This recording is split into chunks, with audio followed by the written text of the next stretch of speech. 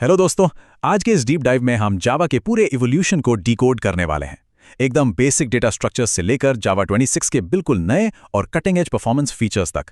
ये सफर टेक्निकल नजरिए से बहुत ही मजेदार होने वाला है। तो चलिए बिना किसी देरी के शुरू करते हैं।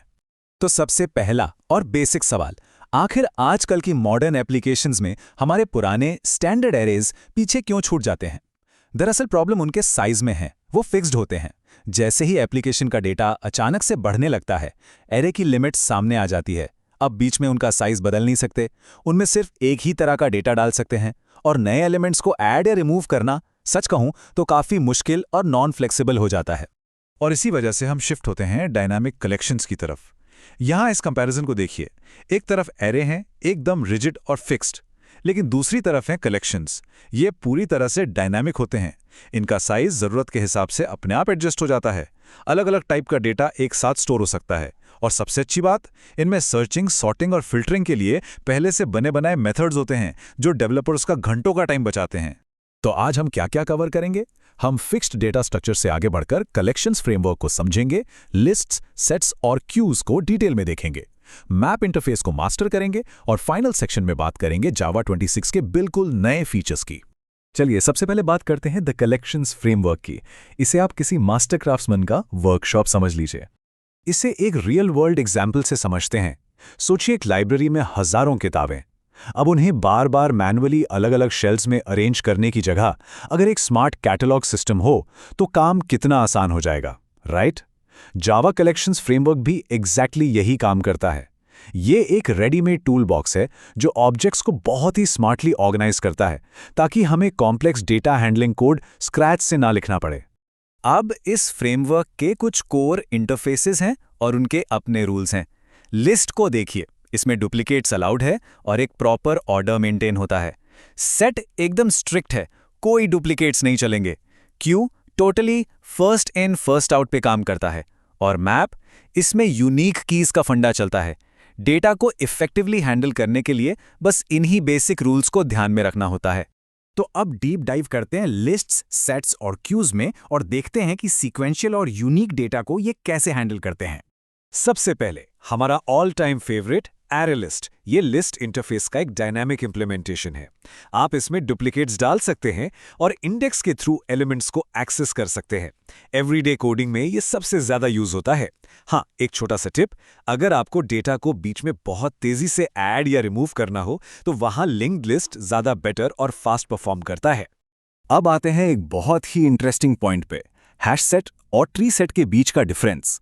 सेट की खासियत यह है कि वो डुप्लीकेट्स अलाउ नहीं करता, पर ये दोनों इस रूल को अलग अलग तरीके से निभाते हैं। हैश सेट में कोई ऑर्डर गारंटीड नहीं होता, पर इसके ऑपरेशन सुपर फास्ट होते हैं। वहीं दूसरी तरफ ट्री सेट डेटा को ऑटोमेटिकली सॉर्ट करके रखता है। हाँ, थोड़ा सा एक्स्ट्रा कंप्यूटेशनल टाइम जरूर लगता है, पर आपको सॉर्टेड डेटा मिल जाता है। क्यू इंटरफेस को समझना हो तो किसी भी ट्रेन टिकट काउंटर की वेटिंग लाइन को याद कर लीजिए। एलिमेंट लाइन के पीछे आता है, अपनी बारी का वेट करता है और जो सबसे पहले आया था एग्जैक्टली वही सबसे पहले प्रोसेस होता है और लाइन से बाहर निकलता है, जिसे हम पोलिंग कहते हैं। एकदम pure first in first out method. आगे बढ़ते हैं मैप इंटरफेस की तरफ। ये लिटरली किसी किंगडम की चाबियों जैसा है। देखिए, मैप इंटरफेस डेटा को पेयर्स, जोड़ों में स्टोर करता है। हैश मैप में एक बिल्कुल यूनिक की होती है जो किसी स्पेसिफिक वैल्यू से मैप्ड होती है। इसे अपने फ़ोन की कॉन्टैक्ट बुक या किसी स्टूडेंट के रोल नंबर की तरह सोचिए। एक बार जो की असाइन हो गई वो डुप्लीकेट नहीं हो सकती और इसी यूनिकनेस की वजह से चाहे डेटाबेस कितना भी बड़ा हो, डेटा को ढूंढना पलक झपकते ही हो जाता है। बहुत ही पावरफुल टूल है ये। खैर, अब वक्त है फ्यूचर में झांकने का। चलिए देखते हैं जावा 26 इस टूल किट को कैसे अपग्रेड कर रहा है। जावा 26 सच में कई मैसिव अपग्रेड्स ला रहा है। ध्यान दीजिए, क्विक ट्रांसपोर्ट के थ्रू HTTP/3 सपोर्ट मिल रहा है, मतलब नेटवर्क लेटेंसी ड्रास्टिकली कम होने वाली है। किसी भी गार्बेज कलेक्टर के लिए ahead of time AOT object caching आ रही है, जो स्टार्टअप टाइम को इतना कम कर देगी कि क्लाउड डिप्लॉयमेंट्स एकदम स्मूथ हो जाएंगे। साथ ही G1 garbage collector throughput improvements, structured concurrency का छठा प्रीव्यू और SIMD के लिए वेक्टर API, ये सब मिलकर जावा 26 को मॉडर्न एंटरप्राइज ऐप्स के लिए एक बीस्ट बना देते हैं। सिक्योरिटी के पॉइंट ऑफ व्यू से एक बहुत बड़ा अपडेट आया है। जावा 26 अब फाइनल फील्ड्स के रिफ्लेक्टिव मॉडिफिकेशन को रिस्ट्रिक्ट करता है। इसका सीधा सा मतलब यह है कि अब एक्सटर्नल फ्रेमवर्क्स डीप रिफ्लेक्शन का यूज करके इम्यूटेबल ऑब्जेक्ट्स के साथ छेड़छाड़ नहीं कर पाएंगे। ये इनकैप्सुलेशन को और भी ज़्यादा स्ट्रॉन्ग बनाता है और साथ ही JVM ऑप्टिमाइजेशन को नए लेवल पे ले जाता है। और हाँ, एक एरा का एंड भी हो रहा है। एक वक्त था जब ब्राउज़र UIs के लिए एप्लेट्स का हर जगह यूज़ होता था।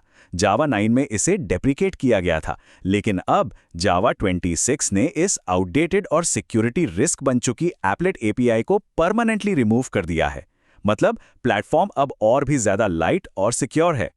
पैटर्न मैचिंग का एवोल्यूशन देखना भी काफी दिलचस्प है। पहले क्या होता था, स्विच स्टेटमेंट्स में लेगेसी पैटर्न मैचिंग सिर्फ रेफरेंस टाइप्स को सपोर्ट करती थी, लेकिन जावा 26 में एक बड़ा शिफ्ट आया है। अब ये प्रिमिटिव टाइप्स जैसे इंट, लॉन्ग, फ्लोट और डबल को भी नेटिवली सपोर्ट करता है। तो इसका फायदा, मैनुअल टाइप कास्टिंग अब लगभग खत्म, कोड पढ़ने में बहुत आसान और क्लीन दिखता है। एक और कमाल का इनबिल्ट प्रीव्यू फीचर है, लेजी कॉन्स्टेंट्स। पहले क्लास लोड होते ही कॉन्स्टेंट्स क्रिएट हो जाते थे, जो स्टार्टअप को बेवजह स्लो करते थे। पर अब ये ऑब्जेक्ट्स नेटिवली सिर्फ तभी क्रिएट होते हैं जब उनकी एक्चुअल में पहली बार जरूरत पड़ती है। और सबसे अच्छी बात यह है कि इसके लिए कोई कॉम्प्लेक्स कस्टम कोड लिखने की जरूरत नहीं है। मेमोरी बचती है और ऐप लॉन्च स्पीड काफी फास्ट हो जाती है। एकदम विन विन सिचुएशन। तो इन सभी मॉडर्न टूल्स, कलेक्शंस, फ्रेमवर्क और जावा 26 के इन गेम चेंजिंग अपडेट्स को एक्सप्लोर करने के बाद अब सोचने वाली बात यह है, आज के वक्त में आपके करंट प्रोजेक्ट्स और कोड बेसिस में ऐसे कौन से पुराने डेटा स्ट्रक्चर्स या आउटडेटेड APIs अभी भी छुपे हुए हैं जिन्हें फौरन इन नए स्टैंडर्ड्स के साथ अपग्रेड किया जाना चाहिए। इस सवाल के बारे में ज़रूर सोचिए। आज की इस टेक चर्चा में बस इतना ही। हमेशा अपडेटेड रहिए और नया सीखते रहिए।